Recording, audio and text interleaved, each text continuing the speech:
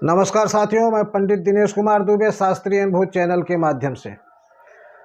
साथियों, कहा जाता है कि बिना विचारे जो करे सो पाछे पछताए।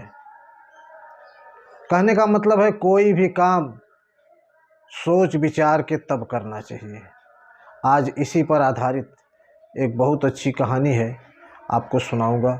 आप लोग बड़े ध्यान से सुनिए। किसी प्रांत में एक बहुत वैभवशाली कोई राज्य था। वहाँ का राजा बहुत बुद्धिमान और चतुर, दयाल, परोपकारी, उदार प्रवृत्ति का था। उसके पास 3 लड़के थे।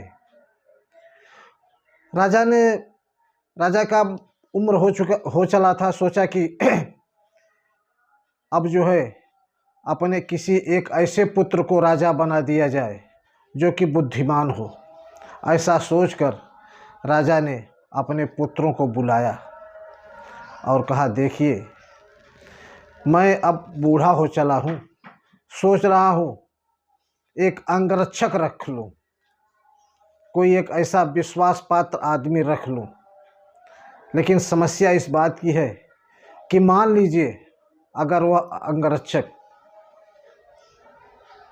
गद्दारी कर गया, गद्दार हो गया और कुछ गड़बड़ कर दिया तो क्या करना चाहिए। तो सबसे पहले बड़े पुत्र ने कहा कि उसको तुरंत उसका गर्दन काट देना चाहिए। उसके बाद दूसरे पुत्र से पूछा तो दूसरा पुत्र भी वही बोला कि पिताजी, ऐसे व्यक्ति का जिंदा रहना सर्वथा अनुचित है, उसको मार देना चाहिए और मार देना ही सबसे बढ़िया है। तीसरा लड़का चुपचाप बैठा रहा, कुछ बोला नहीं। तो राजा ने पूछा, बेटा तुम कुछ नहीं बोल रहे हैं? बोला, देखिए, ऐसे लोगों को मारना तो उचित है, लेकिन सबसे पहले यह देख लेना चाहिए कि वाकई में वो सामने वाला व्यक्ति गलत है कि सही है। इसका अच्छे से निराकरण करके ही तब कोई कदम उठाना चाहिए। आज मैं इसी पर आपको एक छोटी सी कहानी सुनाऊंगा।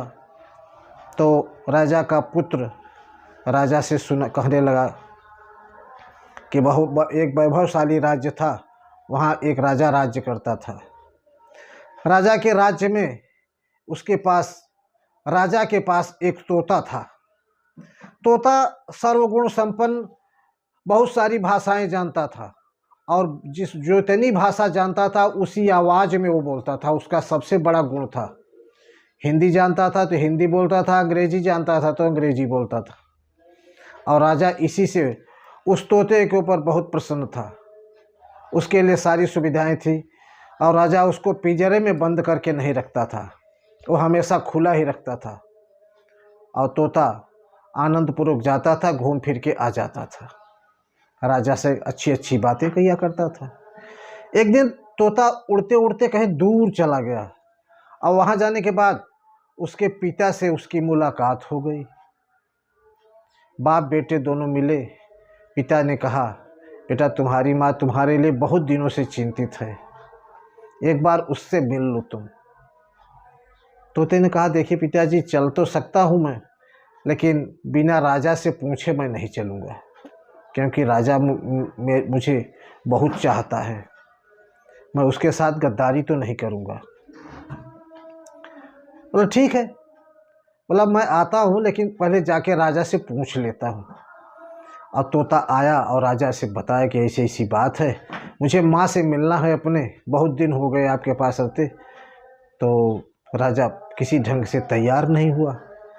बाद में जब तोते का मुंह लटक गया तब राजा सोचा कि ये तो अच्छा नहीं है। बोला, ठीक है, जाओ, लेकिन 4-6 दिन में माँ से मिल के वापस आ जाना।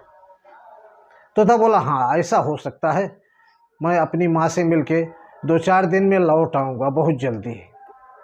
ऐसा कहकर और तोता वहाँ से उड़ चला और फिर पहुँच गया अपनी माँ के पास। पिता पुत्र माँ सब मिले, इकट्ठा हुए, 2-4 दिन रहे, अच्छी अच्छी बातें हुई, अच्छे खाना पीना सब कुछ हुआ। जब जाने का समय आया तो तोता ने कहा, माँ मैं जाऊँगा, राजा मेरे बिना जो है बहुत उदास होगा। बोली बेटा जाओ, लेकिन मेरे पास अब कुछ तो है नहीं। तो राजा के तोते के पिता ने कहा कि जो है फला पहाड़ी पर एक अमर फल है, वो ले जाके राजा को दे दो। तो गया, वो वहाँ से अमर फल तोड़ के लाया और कहा ये फल राजा को दे देना, राजा ये फल खाएगा तो हमेशा यंग रहेगा, बूढ़ा नहीं होगा। अब तोता वो फल ले लिया और चुपचाप चल दिया। उड़ते उड़ते काफ़ी दूर जब आया तो थक गया था और सोचा थोड़ा आराम कर लूँ तब चलूँ।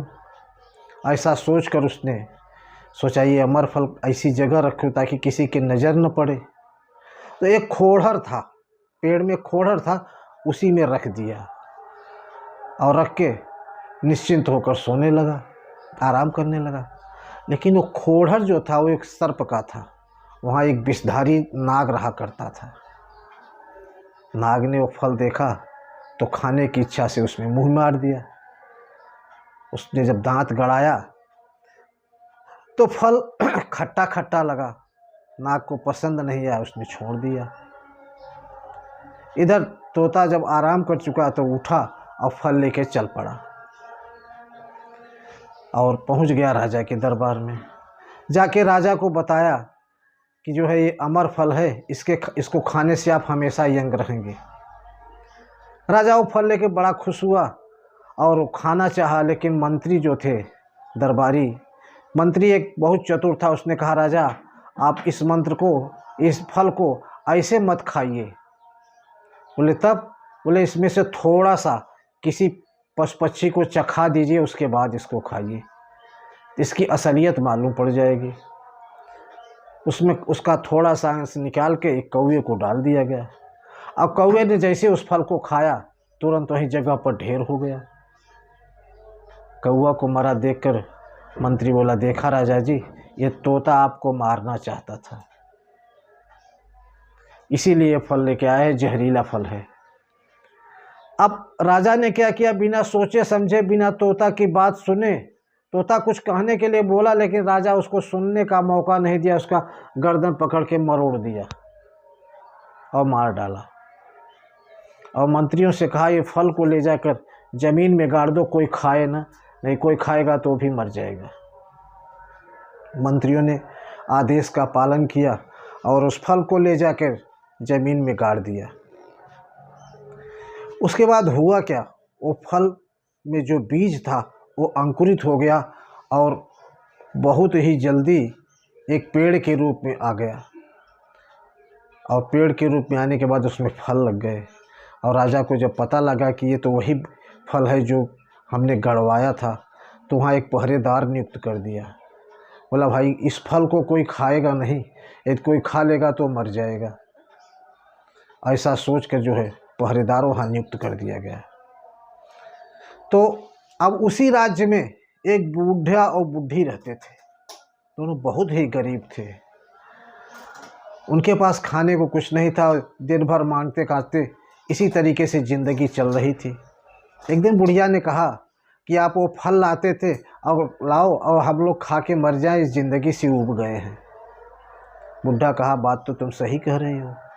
बुढ़ा छुपते छुपाते उस पेड़ के पास पहुंचा और दरवान से नज़र बचा के उसमें से 2 फल तोड़ के लेके चुपके से भाग आया और दरवान देख नहीं सका। और आया हुआ के जो है रात को दोनों फल खा के सो गए। जब फल खा के सो गए और सवेरे उठते हैं देखते हैं तो दोनों यंग एकदम जवान।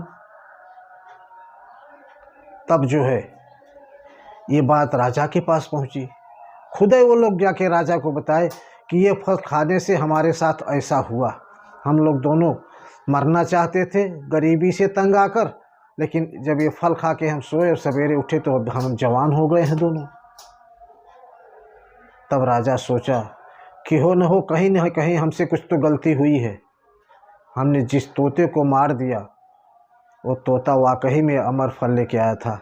अब ये फल में क्या कमी थी, किस वजह से जहर हो गया, इसका पता लगाना मुश्किल हो गया। अब तोते को तो हमने मार दिया, इसका पता कैसे लगे।